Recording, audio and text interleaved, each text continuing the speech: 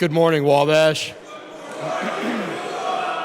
Speaking today at Pioneer Chapel will be Jordan Olarewaju with his talk titled Growing Up British, Growing Up African, Gratitude and Guilt, Zach Geleott with his talk titled The Power of Choice, and Kyle Foster with his talk titled I Shall Use My Time.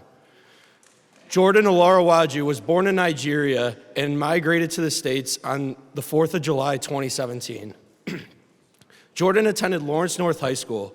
He is a knight of the Peter Claver Court 97, located in downtown Indianapolis, in his residing church, St. Rita Catholic Church. Here at Wabash, Jordan is a brother of the MXI, a brother of Phi Delta Theta, a member of the Athletics Leadership Association, and an athlete on the soccer team. Jordan hopes to major in PPE and minor in both business and black studies. Zach Geleott is a financial economics and Spanish double major from Rensselaer, Indiana. He is a brother and treasurer of Lambda Chi Alpha. On campus, Zach is a student senate representative for the class of 2027, a junior innovation consultant for the CIBE, an hermano of La Alianza, and an occasional writer for The Bachelor. After Wabash, Zach wants to become an entrepreneur and eventually create his own startup. Kyle Foster was born and raised in Indianapolis. He has his dual citizenship, which includes both U.S. and Colombia. While at Wabash, he has begun the pre-medical route, intending on majoring in biology. Along with this, he spends his time as a brother at Fiji,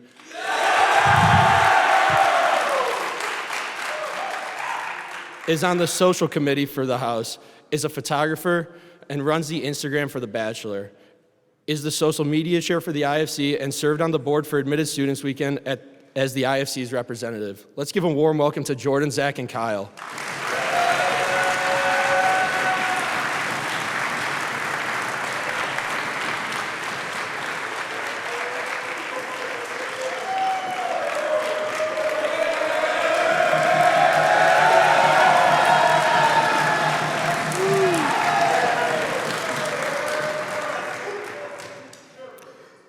Good morning, Wabash.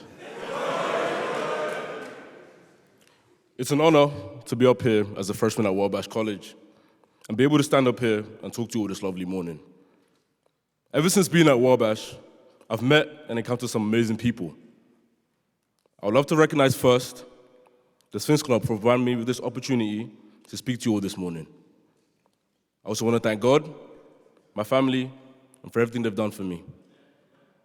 I want to thank each and every single one of you for being here this morning, even though you didn't have to. I want to thank the MXI and staff for pushing me to become a better version of myself each and every day. Feels like a home away from home. I want to thank Coach Keller and the football team. Yes, it's football, not soccer.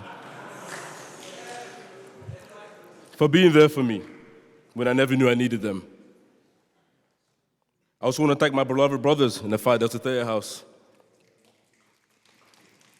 I could go on and on about those I'm thankful for at this place, but I know we all want to go devour some lunch, so I'll make what I have to say brief. I stand before you today to share my story of gratitude and how I've made it to where I am today. It's a privilege to be at Wabash College, especially for someone of my demographic background. Tell me who would have thought a young boy born in Nigeria, shipped off to London as a newborn, would be standing in the emphatic Pioneer Chapel at Wabash College, of all places. I mean, look at the size of this town.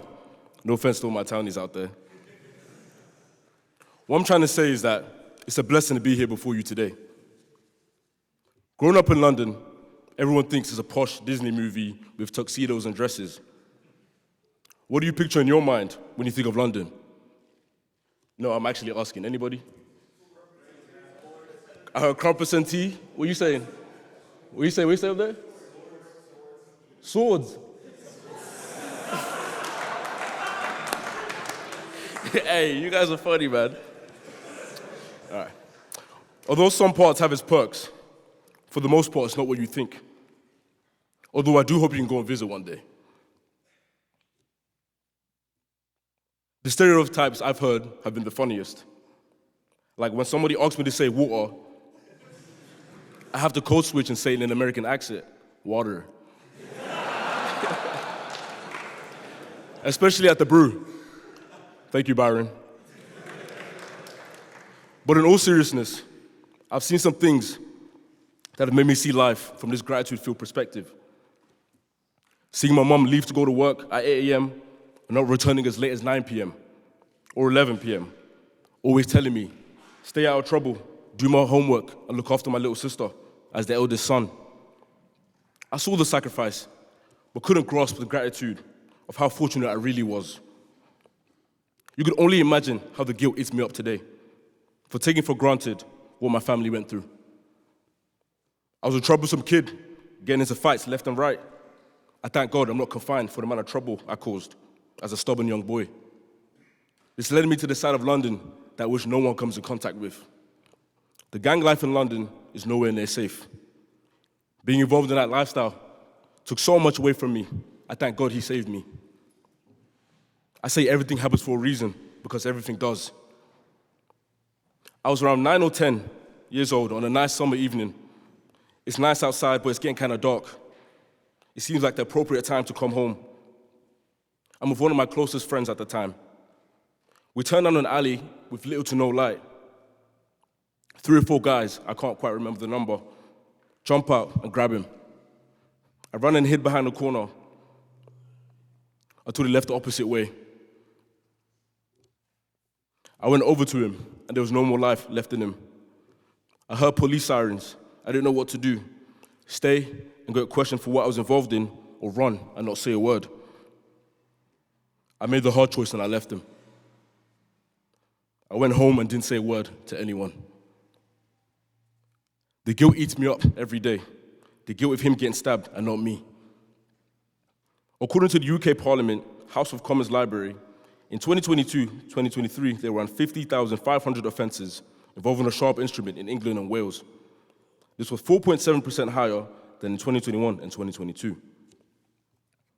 The problem doesn't end there, and it doesn't seem to slow down. To the scale, Idris Elba has established a campaign called Don't Stop Your Future to put an end to knife crime, according to ABC News. I know I can't let the guilt eat me up. It's easier said than done. But just like this freshman year of Wabash, a lot has been easier said than done. I had a lot of expectations coming to Wabash, expecting it to be smooth and fun. I'm here to tell you that is not the case. Wabash sat me down on my arse and humbled me. I'm great at not showing it. I use a smile and a laugh to disguise it in order to put others before me, knowing I got a lot going on inside. As my pledge brother, Gage Galloway, said one time, where you at, Gage? I'm surprised you're even still going, is what he said, after everything you've been through. Looking back at my freshman year, I've dealt with numerous deaths, one being Julius Parker, a Franklin Central football player who was shot and killed in a car on January 26, 2024. Isolation, living in another country as my mother. I couldn't play the sport I've played my whole life for the first time in my life due to a medical situation I'm still battling called hidradenitis suppurativa. Only 1 to 4% of people in the world get. I could go on and on, mentioning everything I'm dealing with. What good is it going to do to me? I have to look around me and look at the quality I'm surrounded with here at Wabash. A couple of things here at Wabash, like our wonderful, ever-loving Rani burgers, the prestigious Malcolm X Institute of Black Studies, our wonderful professors, athletes, and our custodians. Or maybe our Chadwick Court, roaring with the sounds of Wabash might. A 2019 graduate, Ben Stokowski, and the Gator Boys said in their chapel talk, Wabash is like a 4-year pledgeship, ups and downs. You learn to embrace the grind and be thankful for everything you've been given. As mentioned in the beginning, I'm grateful for every single person and resource that I've come in contact with at this college. Wabash has provided me with resources like our sports teams, clubs, and fraternities that have helped me through my struggles and day by day made me a better version of myself I never knew I had within me. I specifically want to thank Brother Kim King, Dean Jones, Miss Morgan, and the Malcolm X Institute of Black Studies for showing me the light of Wabash. Experiencing through constant pressure and motivation to use my Wabash resources like our SI, qualitative skill center, and our teachers' office hours. By executing all these resources, I've learned how to time manage better, plan more accurately, and execute more efficiently in my work. Skills needed to thrive in life. I call them life skills. Ladies and gentlemen, despite all this, I've learned to live and breathe gratitude. I want you to now take a look to the person to your left, to your right, behind you, and now in front of you. Never think for a moment they'll be here next time we meet, because they may not. Hold your loved ones closely. Make amends with those you have beef with. This life is too short. Live every day like it's your last. After you finish MECAC's paper, of course. I love you all. And always remember, Wabash always fights.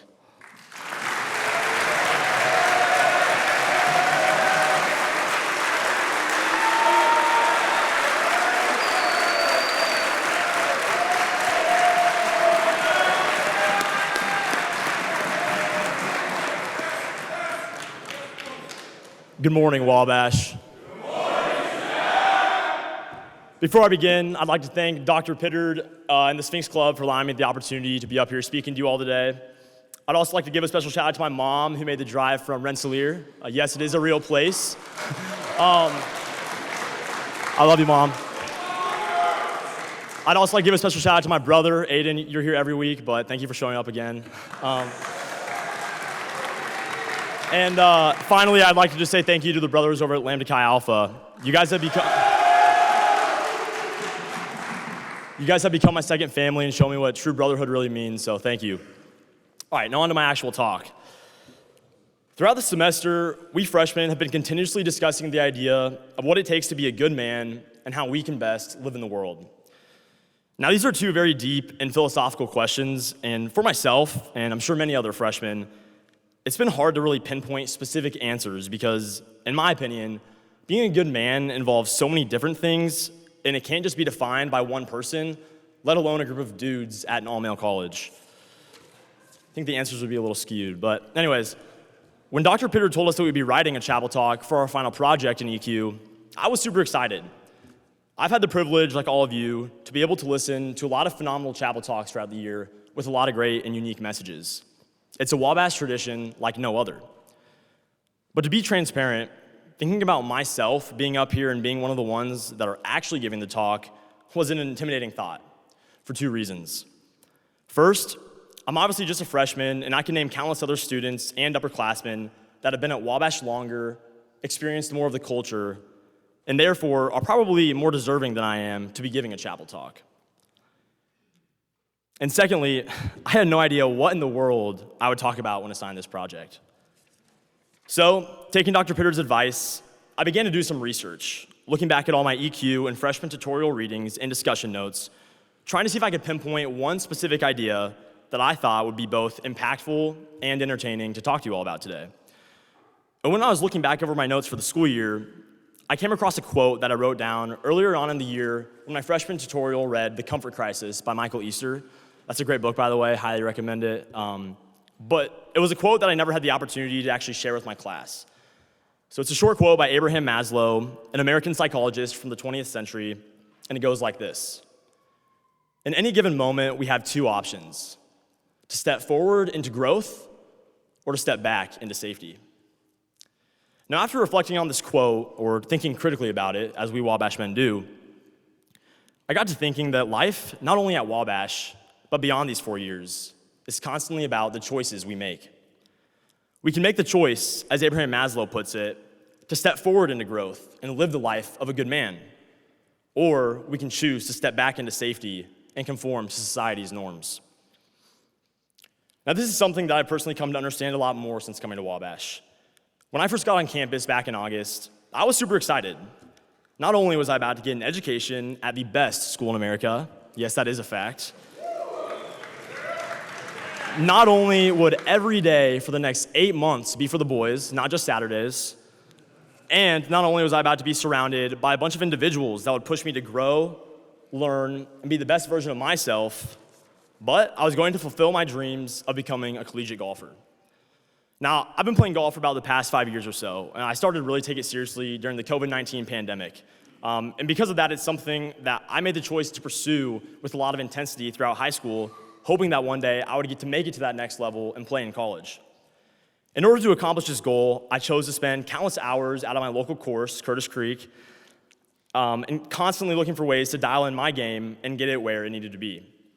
So, when the opportunity arose to come play at Wabash for Coach Kopp, a school I was already dead set on attending, I jumped all over the idea. This was exactly what I've been hoping for the past 4 years, and quite honestly, it felt like a dream come true. The first couple of weeks of the semester were an absolute blur.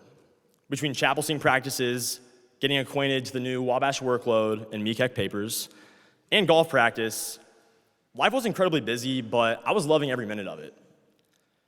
As the fall season went on, though, I began to notice that golf was no longer as important to me as it had been in high school. I now wanted to get involved within my fraternity and on campus in all the different clubs and organizations that Wabash has to offer. And I realized that if I wanted to make the most of those activities and give it my all, it would be best if I stepped away from competitive golf. So, you guessed it, I made the choice to quit the golf team at the beginning of the semester. In retrospect, this was probably one of the biggest choices that I've ever made. It was extremely uncomfortable. I absolutely dreaded telling the team I didn't want to be known as a quitter, and I felt like I would not only be letting Coach Kopp, but all my former high school coaches down. But I felt that in order to step forward into growth and pursue my passions so that I could continue to develop into a good man, something we talk about so much here at Wabash, it was a choice that I had to make. All right, now it's probably important for me to clarify something. I'm not at all saying that all of you athletes should go and quit your sport, all right? That is a terrible idea. I do not endorse it. And the Wabash Athletics Department would probably put a target on my head, so just don't do that. What I am saying, though, and what has been a lesson to me throughout my freshman year, is to just choose the things that are important and matter to you. And then from there, understand that you have the power to choose to chase your dreams, to choose to go out and make a difference in the world. In my opinion, we're all blessed to attend an institution that cares deeply about us and provides us with countless opportunities to grow and mature as young men. We have the resources that we need to go on and have successful careers, make an impact, and live the life of a good man. But we must first choose to do that. And that choice, I believe, starts here at Wabash. So, with that being said, I've compiled a list of choices that, since arriving on campus, I've noticed to be some of the key drivers behind the success of so many different Wabash men. And these are all small actions and mindset shifts that I believe we can all choose to do and choose to implement into our own lives. Make the choice to wake up every day, hop out of bed, and attack whatever the day brings with a positive mindset. Make the choice to interact through love, understanding that we're all different and our differences are what bring us together. Make the choice to be vulnerable, share your feelings and struggles, and connect with and check in on your brothers. We say this all the time, but cannot stress it enough. Mental health matters. Make the choice to do hard things and challenge yourself in ways you never thought you would have. And finally, make the choice to always fight. In any given moment, we have two options: to step forward into growth or to step back into safety.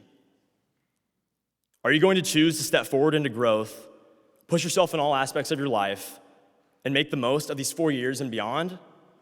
Or are you going to choose to step back into safety, do what is comfortable, and never become the good man you deserve to be? The choice is yours. Thank you.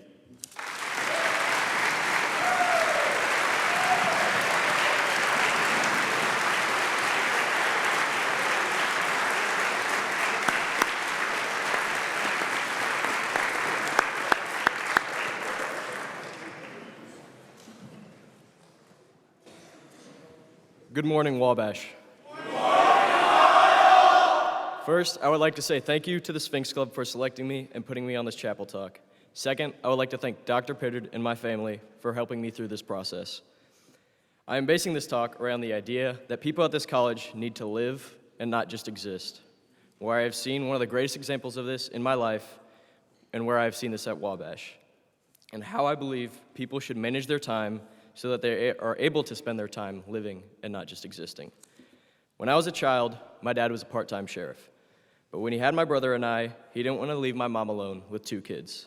So he made the conscious decision to stop what he enjoyed doing so he'd be able to spend time with his family. He realized that time was limited, and he was going to use it to the fullest. He was not going to waste a second of it. My dad is the prime example of someone who makes the most of his time. Time. Time is the only thing in this world we cannot change. We can try to slow it down to spend more time with people. We can even say we don't have enough time in our day to get the things done that we want to. Now, in all fairness, this is somewhat true, but if you know how to manage your time, you will never waste a second of it. And that's who my father is, someone who knows how to live and does not just exist. And that's what I think a Wabash man is. Now, let me state, my dad did not go to Wabash. He didn't even graduate college, but he is still one of the best men I know. So how did having this great figure in my life affect me? It affected me throughout my whole life, but not as much as it has at my short time here at Wabash. In my first semester at Wabash, I learned very fast that us Wabash men are expected to learn to manage our time. We're expected to figure it out for ourselves.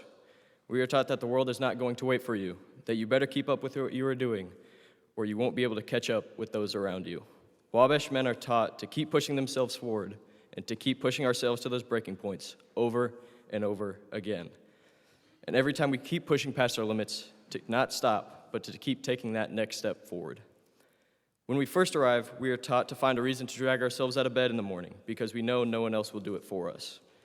We had to learn how long it took us to get ready for class, how long most homework assignments would take. And for me specifically, I had to learn how to manage my time between classes, living at the Fiji house, and on-campus events. The way I began to learn to manage my time was by asking other people what was going on that day. Now, obviously, this is a horrible way to keep track of your time, but I don't believe it's the worst way. The reason it's not the worst way is because I was going out and talking with people. These conversations I would have with people would spark friendships, relationships, and with a lucky few, brothers.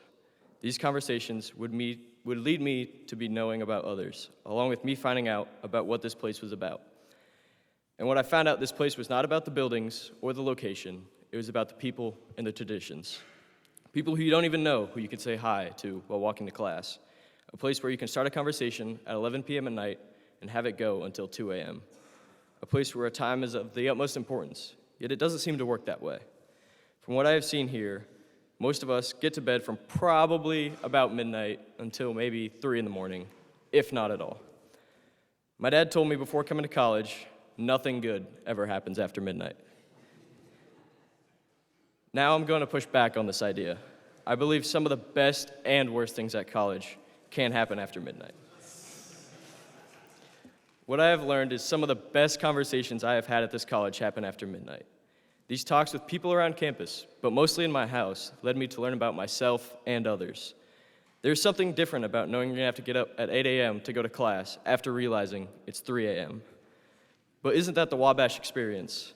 Those late night conversations when time seems to just disappear. Time doesn't matter in this moment, but when you wake up on minimal sleep, you don't question why I had that conversation. You question, why did I pick an 8 a.m. class?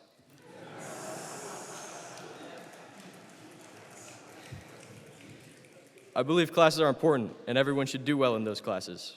But I believe what separates Wabash College from every other college is the time before, between, and after those classes. There's times when you're in the Lilly Library studying and you hear the bell go off. There's times when you walk by the senior bench and you see a house guarding it. Times when you find out about a guest speaker 10 minutes before it starts.